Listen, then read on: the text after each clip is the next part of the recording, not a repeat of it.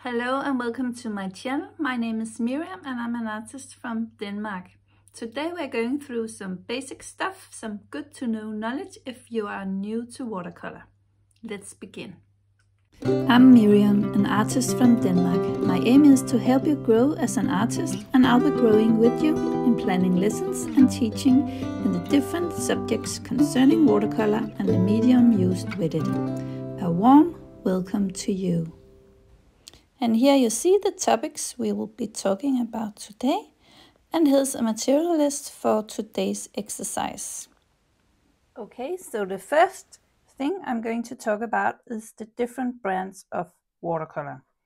And here you see my first set of watercolors I got, I think, 30 years ago, and this is a Winsor Newton Codeman colors.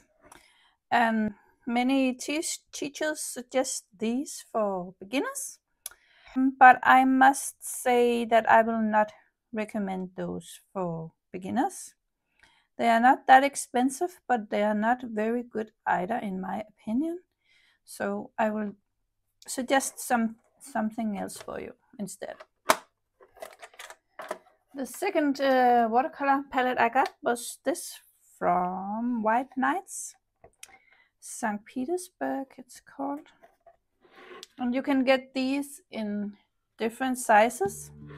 This is quite a large size, and I've used this a lot. And when I took up watercolors here some years ago, this was the ones I used. I very fast became tired of my Winsor Newton colors, Codeman colors, so I got these, and these are very good for beginners in my opinion. They are not as expensive as the more expensive brands you can get, like Daniel Smith, and that's actually the one I know besides this, so or I have tried out. So, but this is a very good quality of watercolor paint. So yeah, I would recommend White Nights if you are new to watercolors. And you don't have to get this large palette, but make sure to get a palette where you have a warm red and a cool red, a warm and cool yellow, a warm and cool blue, and perhaps some greens. That will be really nice to have for a beginner. But let me just show you the last one I have here. I would recommend, and this is from Daniel Smith, and these are very high quality watercolors, and I'm really excited for these. I think they are so nice to work with. I very easily got frustrated with the others sometimes, not the White Nights as much as the Winsor Newtons, but this is just, they are amazing. So if you have the money, I would recommend to buy a set like this. It doesn't have to be so many colors. You can just start with a beginner set with, like I mentioned before, a warm and cool red, warm and cool yellow, warm and cool blue, and perhaps some greens. That will be completely sufficient because you can mix all colors. Yeah, I would recommend this, and I will just show you. I made the colors here like that so I can see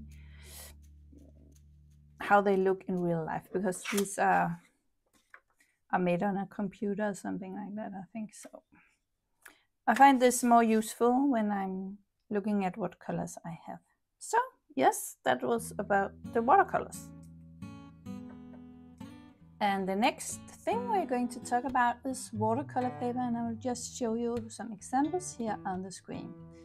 I highly recommend that you use 300 grams watercolor paper.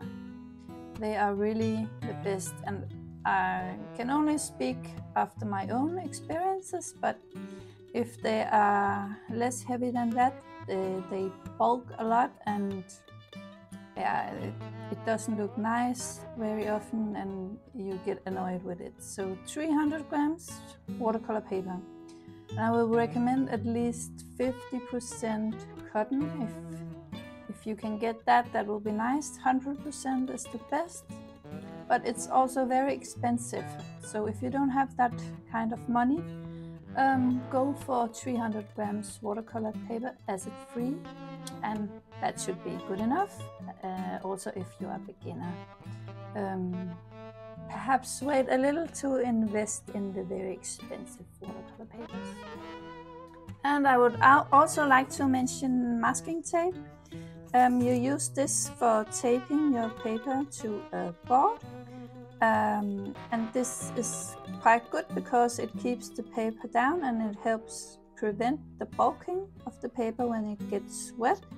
So yeah, I will recommend this, and you can get them in many different colors and so on. I just get these regular ones, and when I remove it, I always use my hair dryer, because this heats up the glue in the tape, so it's much easier to get off without tearing the paper. So that's quite important to know. Another thing that's very good to have is a board to tape your paper on.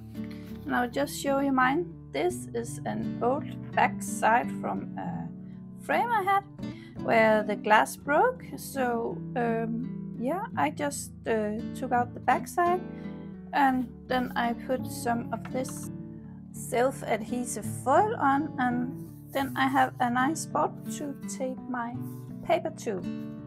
And the masking tape comes off very easy from this, so it's quite nice. And this is also very helpful when you want to tilt your board. If you're painting skies and you want it to flow, then you can tilt your board. So this is very nice to have.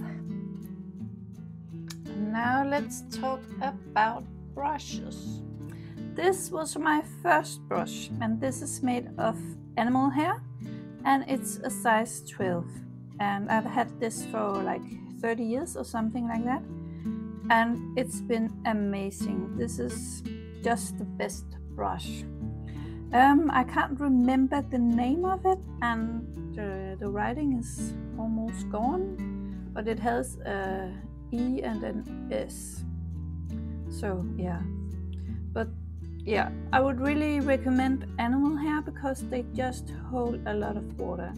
I have tried synthetic ones, but they're just not quite as good. So yeah, I really love this. And I have another one. This is a silver brush, a size 6, and I really love this as well. And it has quite pointy, and that's really nice to work with when you work with watercolors. And yeah, it looks a little bit worn out, but once you wet it, it's just amazing. And I have that in a smaller size 2 as well, for making little details on the painting. And I could mention these are synthetic brushes, Betty Hayways it's called. These are nice as well. They are not as nice as the animal hair ones, but yeah, I think you can get some good ones now. I can't get them here in Denmark. They don't have a huge selection of different brushes here in Denmark, and then I have to buy them in Germany, or yeah. The best shop I know is Jackson's Art Supplies in England, but now that they have left the EU, it's quite expensive to order from over there, but they have a large selection of nice brushes. If you are in the United States, I don't think it will be hard for you to find good brushes, but yeah, this is the one I know. I think I got them on Amazon EU, so yeah, these are okay. And I also want to mention this brush. This is a haki brush. They're made from pig's hair, I think, and these are very good if you are painting large and are painting skylines and stuff like that, where you really want everything to flow nice and easy. These are really good to work with. And another quite cheap brush are these Chinese or Japanese calligraphy brushes. They are very cheap, but they work very well in my opinion.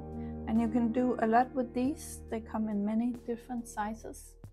So I will recommend these as well. If you practice enough with your brushes, you will learn how to get the effect that you want on the paper. I think you can buy a whole set from these in many different sizes. So yes, that was it about all the practical stuff. But let's continue with the exercises. Okay, so let the fun begin. I have divided my paper into 12 squares. There's 4 this way and 3 this way. If you would like to have a sketch of this, I have one on my Gumroad account, and you can find the link down below. But the first task is to make an even layer of paint here in this square. So I begin with wetting my brush, and then I have to pick a color. I think I will pick a red color.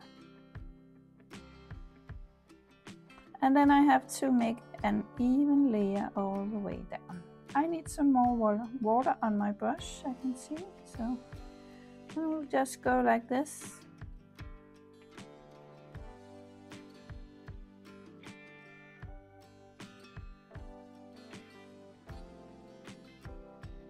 And this is one of the techniques you need to be able to do in watercolor.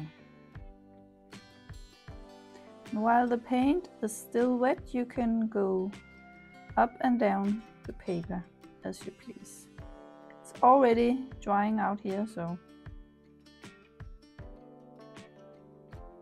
then it's difficult to move the pigments around on the paper. That was the first. And now the next one is dry brush. So your brush can't be too wet, but it has to be wet enough to pick up some paint. And for this I will pick up this color, I think. So I will take a paper towel and dab off some of the paint. Then I'll just almost lay my brush down and go like this. And then we get this dry brush effect. And that is also very useful when you're working with watercolors to make effects in your painting. It's actually quite good to do when you paint water. So, and you can see here in the beginning it was almost too wet here, but got the effect down here, so that's fine. And the next task is to make blooms. So that we are going to do with putting a color on the paper. I'll just choose this blue one, and I go in with a lot of water and just put the paint out on the page like this. And then I will rinse my brush and allow the water to stay on the brush, and then I'll just go in and dab it on like that. Still in the wet paint, and you will get some nice blooms. And you will see it more clearly when the first layer of paint has dried. So this gives quite a nice effect as well. And the next one is to tone out your color. And the way to do that is that you begin with a color. I'll pick this pink one. You begin with a color.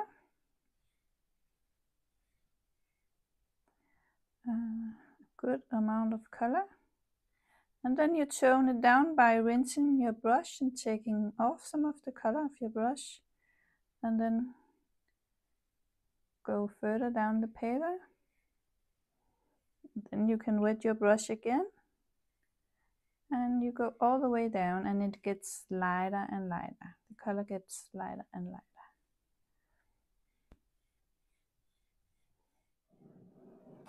And this one is glazing. And glazing means that you have one color on the paper. Let me just pick, I will pick this cobalt turquoise, and make a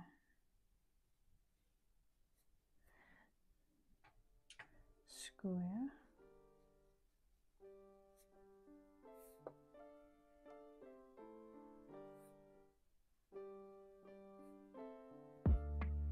Like that. Then it has to dry before we can continue with this, so we just leave it for a little bit, and then we will continue with the next one, which is to lift off paint from the paper. And again we go in with a color. I think I'm going with this Permanent Alizarin Crimson. This is quite a red color.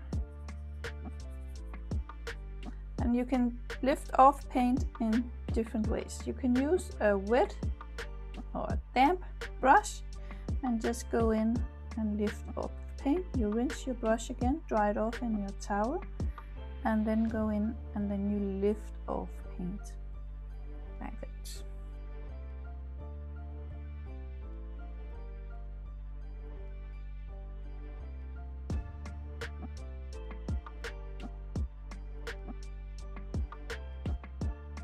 You can also lift off paint with a paper towel like that.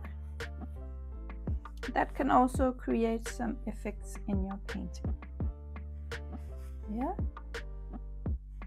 Especially if you are making skies, then this is a very good method to use. It's not completely dry yet, so we just leave this glazing one for a little bit. And then we will continue with number 7.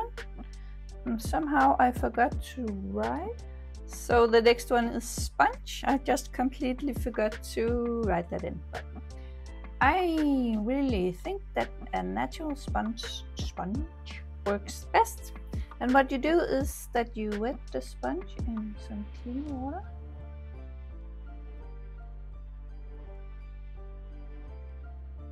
And then you dip it into your paint. I think I will make a little mix here on my watercolor tray. Let's just go with this one. Then you take your sponge and dab it into the paint. And then you do like this on your paper. And this method is quite good to use when you are painting trees. So when you don't want to paint every leaf, this is quite a good way to paint tree tops. Like that. And yeah, you can use it also in nature paintings. I would suggest. Don't want to go into all the details, all the foliage you can do with a sponge to make variation in the painting. So we will continue with number 8, which is hard and soft edges. And to make hard edges, you put on paint on your brush. I'm going with the phthalo green. And then you just go down the paper like this, and then you leave it like that. If you want to do a soft edge, you put paint on your brush, and then you can go in with some clean water.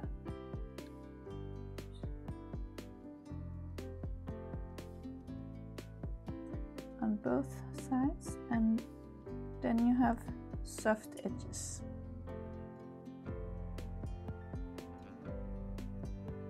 you allow the paint to flow out actually. So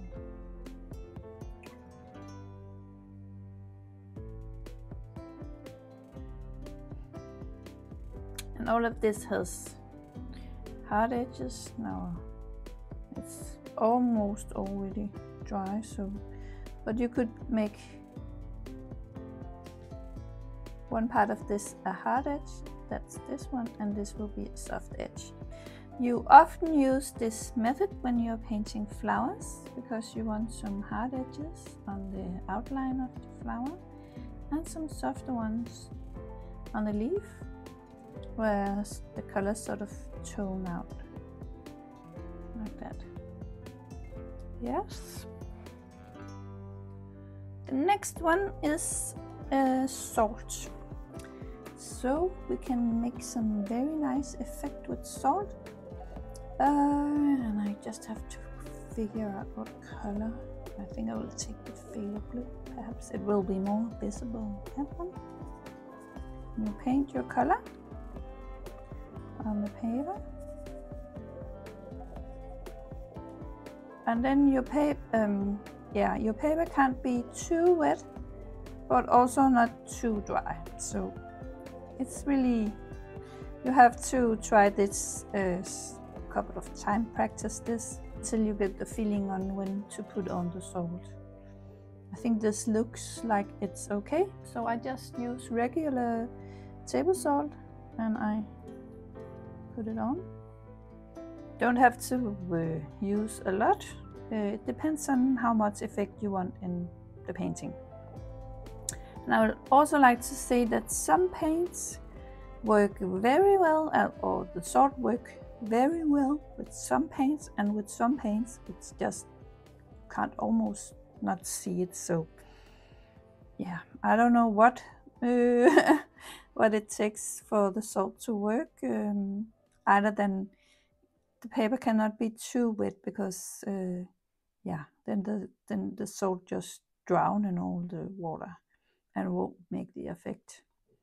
And the salt, drags the color to itself and leave white spots on the paper. So we will leave that for now. I really hope that you will be able to see an effect on this. The next effect we're going to try out is scratching.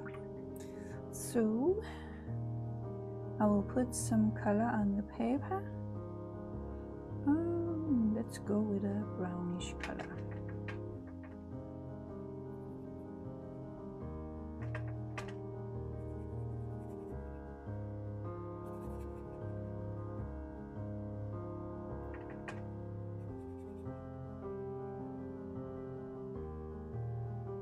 And then you can take either, if you have a brush that's very pointy here at the end, you can scratch like this and make an effect.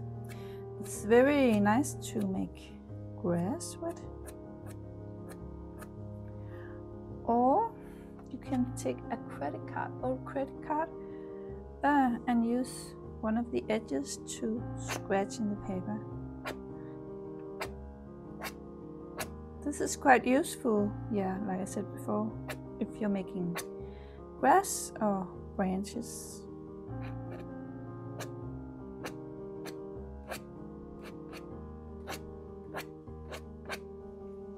So that's the scratching effect. Let's continue with the next one, which is plastic wrap. So again, you put a color on your paper.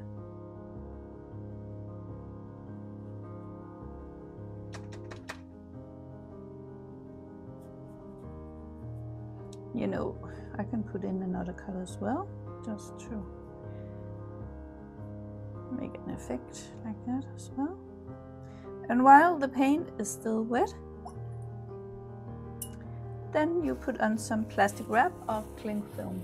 The sweet child has many names. So, and then you just put it on top, and then you allow the paint to dry with this on top. It can take some time. It can. So you have to be patient if you're using this. I would say normally it has to lie for the next day or something like that. So the last exercise is about masking fluid. And this is something often used in watercolor. But I think some watercolorists don't prefer not to use it, and some use it a lot. It's a matter of your temper. But I just want to show you how to use this. And I use an old brush. I found this on a flea market to put on the masking tape. I wet it, and then I have some hand soap here, and I just go over this soap with my brush and make sure that it's really going into all the bristles of the brush, because then the masking fluid won't ruin the brush. So, and then we have to open. This can be difficult sometimes. Yes. Oops. Oh, and mine is quite dry. Yeah, my masking fluid needs to be thrown out, but yeah, I think I can show you anyways. So the areas you want to keep light in your painting, you can put on masking fluid. It keeps the highlights in your painting. So you can also use it as an effect. That compares to what, that depends on what kind of painting you make. So then you rinse your brush.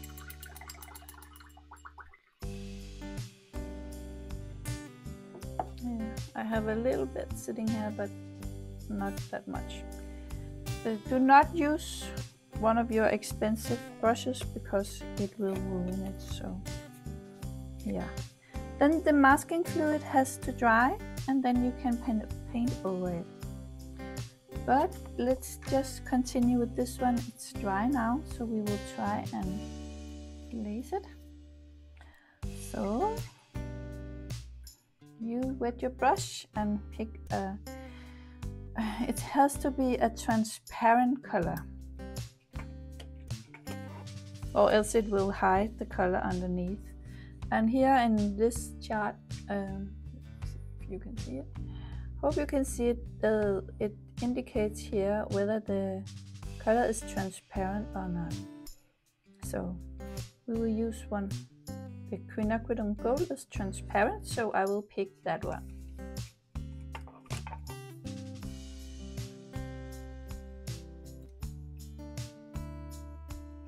So I make sure that my brush is wet, and then I just go over it like this. So this is called glazing. And I can tell you that I have done this on a whole painting because I felt it needed something. So I just went over it with a transparent color, and it got a very nice effect. So yeah, that's glazing. Perhaps I have another color I could show you. Sap green, that's a transparent color as well. You can try. See what happens.